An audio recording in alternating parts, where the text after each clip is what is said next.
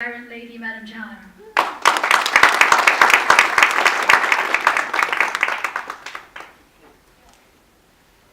I think you overdid that. I don't know what to say after an introduction like that. Assalamu alaikum everyone. Fahad has been trying to get me to come and speak at a PMI event for a while. His persistence must be applauded, I think, because I'm a very difficult person to get hold of. And that's not because I think PMI is any less important than any of the places I go to. It's just that perhaps I've committed myself to too many things, and it's very difficult to find a slot where I can get out and do many of the things that I really do want to do. And PMI was definitely on my list of people that I want to come and talk to. So thank you very much for persisting, and I'm so glad to be here. After Atika's talk, it seems like, this is sort of a follow-on to what she was talking about, because the area that I'm now working in. So first let me ask, how many of you are in the IT sector? Okay. How many are working with NGOs or running their own NGOs? Okay. And what about the rest of you? Why don't you call out and tell me? Corporates? Yeah? All right, and students? Any students here? Okay, 4 or 5, all right. So, Pasha is something that I'm very passionate about. I think I started working with them almost the minute that I started my own IT company with a friend of mine. And I said, okay, I looked around and said, hey, is there an association where people get together who are all sort of in the IT software animation space? And I found that Pasha already existed, so I started attending the meetings. What was horrifying was that there was no woman member at Pasha. And I think still it's very rare to find an IT company that is started by a woman, which I continue to struggle with. The number of women in IT companies is about 15–16%. This is not just Pakistan. I think globally we struggle to find women in IT companies, especially in leadership roles. So that's something that I continue to work towards and try and convince. I think it's not the fault of men. I think it is a little bit of both. Women sort of undermine how talented they are or how capable they are, and men sort of also contribute to that to some extent. So this is something that I'm continuing to struggle with. But Pasha, I joined, I think, as a member about in the mid-90s, so that's historical. And then when an opportunity arose, because I was always asking questions, debating, asking why certain things weren't being done, why we weren't collaborating a lot more, this group of people came to me and said, you're a troublemaker, you're always asking all these questions. Why don't you then come on board, onto the board of Pasha, and make some of the changes that you're talking about? So I had no choice. Since I'd been talking so much, I had to accept. And I joined the board as vice president of Pasha. This was now, I don't know how long ago. And soon after that, the president sort of resigned, and I was promoted to the president's slot. And then I started saying, okay, now so I have said so many things that I need to now deliver on. And I started, one of the things that I started in the early days was the Pasha ICT Awards. I think many of you would have heard about the Pasha Award. This year it will be the 15th year that we have been running the awards. And the reason I started it, I think you would, because PMI have their own awards, I think you would understand that there are so many companies within Pakistan in the IT sector who are doing amazing things. They're developing innovative products, they're delivering great services, and nobody knows about it, except the customers that they work with. I don't know why that is, why they prefer to stay below the radar, but that was what bothered me. Not only did people internationally not hear about the Pakistan's IT sector, locally nobody knew about the Pakistan IT sector.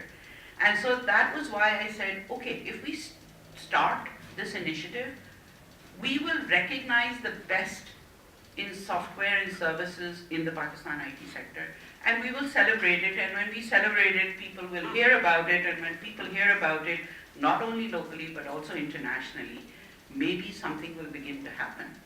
And from the very first year, what we did was that the winners of the Pasha ICT Awards started to compete at a regional level at the Asia Pacific ICT Awards. First couple of years, we were really pathetic. And that wasn't because our software was any less innovative than the software created by the 17 other countries in the region. It was just because we didn't know how to position it. So it's not like a sale, okay? It's like you've got to recognize what are the criteria that the judges are looking at, and then make your presentation accordingly. So when we figured that out, from third year onwards, we started winning awards. And now the last year, we won 7 awards, which is just amazing. And everybody just turns around and looks at us and says, Pakistan, really? Is that an IT destination?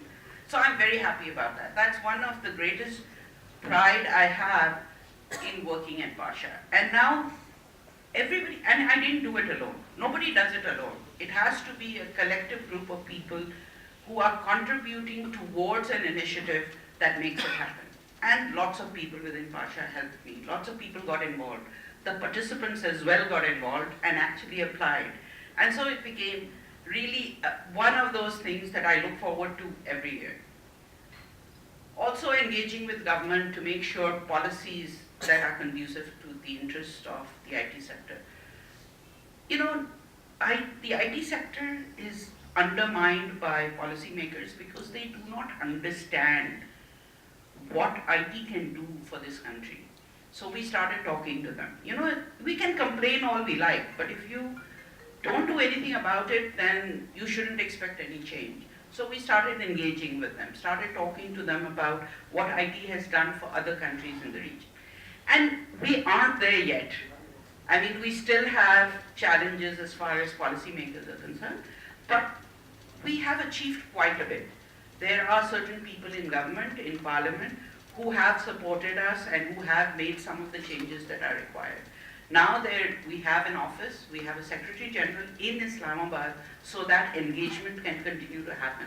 And that can be on a regular basis, rather than people flying from Karachi or Lahore. There is somebody there whose job it is to engage with the government. And so I think Pasha has come a long way. We're not going to stop here. There's a lot more that we have to do. But what I want to talk to you about is my current passion.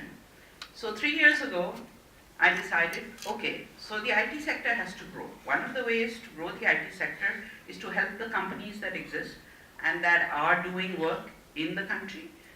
And the other way is to make sure that new companies emerge. And that's what I set out to do. I went first, actually a group of us went to a lot of universities to try and talk to young people to ask them, hey, why is it that you always apply for a job? Why is it that you have not thought about starting your own company? And a lot of them just, they said, well, we didn't know that we could do it. And we have no support.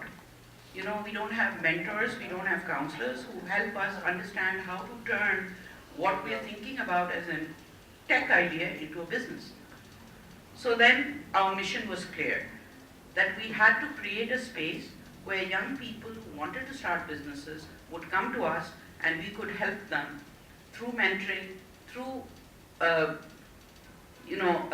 taking them through a curriculum, because technology-wise they understood what they had to do. Business-wise they didn't. So to turn that idea into a business is what we had to help them to do. So the idea of the Nest.io came about. It's all very well to come up with an idea, but you need money to execute on that idea. So then we said, okay, what are we going to do? Where are we going to get the money? Pasha, if you know, most trade associations are cash-strapped. They have very little money. They have to raise money through sponsorships to make any event happen. I'm sure at PMI it's the same thing. And so all of us struggle with that. So I said, okay, if we're going to do this, we have to raise the money in order to make it happen. We can't charge young people for the program because they can't afford to pay. The most talented of them cannot afford to pay for the kind of program we're talking about. So we looked around and said, okay, let's look at the kind of people we work with, and Google immediately came to mind. That Google has a lot of money. They work with entrepreneurs all around the world. Why don't we talk to them and ask them to give us money? All they can say is no, right? You don't ask, you don't get. So there was a delegation visiting Islamabad from Google, and I went and talked to them, and I said, I want to do this. So they said, why? So I told them, it's simple. We have a country with, at that time we were 180 million people, now I think we're over 200 million. Said we have a growing population of people, there will never be enough jobs for all these people. We have to create people who will create their own companies, create employment, create impact. So they said, okay, understand that. Why Karachi? Okay, that was the next question. I said, well, first, it's my home base, so I would be more comfortable starting something that I can run. It's the largest city in the country, and the largest number of young people reside here. So they said, all right. Now they could have given us all the money. They said, no, we'll give you half the money. Go raise the other half. And the reason made sense. The reason was that they said, if we give you all the money, then it will be a Google space. We want you to own the space, and we want you to raise the rest of the money from someone else. And we will only give you this 50% once you raise the other 50%. So, catch-22 sort of situation. So we went looking around. You know what the sad thing is? We are known for philanthropy in this country. And I know we work very hard in the health sector, in the education sector. We spoke collectively to every rich person in this city and tried to explain to them what we were trying to do.